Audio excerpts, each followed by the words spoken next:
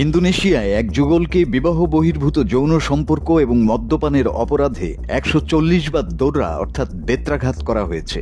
দেশটির শরিয়া বা ইসলামী ধর্মীয় আইন লঙ্ঘনের অভিযোগে তাদের এই শাস্তি দেয়া হয়। ব্রিটিশ সংবাদ মাধ্যম বিবিসির প্রতিবেদন থেকে তথ্য জানা গেছে।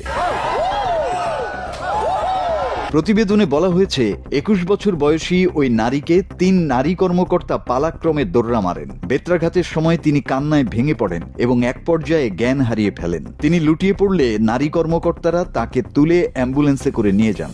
গতকাল বৃহস্পতিবার ওই যুগলের সঙ্গে আরও ৪ জনকে প্রকাশ্যে বেত্রাঘাত করা হয়। এদের মধ্যে ইসলামী পুলিশ বাহিনীর একজন কর্মকর্তাও ছিলেন। শরিয়া আইন ভঙ্গের দায়ে সবাইকে দোষী সাব্যস্ত করা হয়।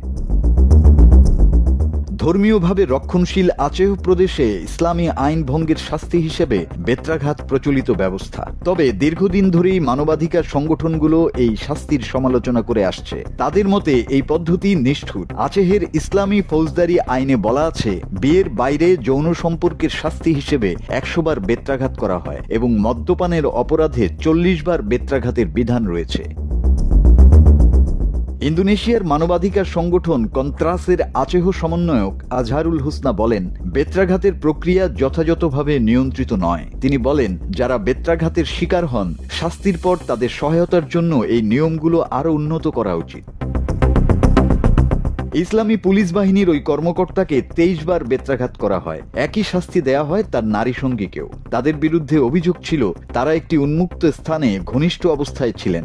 আচেহের ইসলামী পুলিশ বাহিনীর প্রধান মোহাম্মদ রিজাল জানান, ওই কর্মকর্তাকে নারীটির বাড়িতে তার সঙ্গে একা অবস্থায় ধরা হয়েছিল। তিনি আরও জানান, ওই কর্মকর্তাকে চাকরি থেকে বরখাস্ত করা হবে।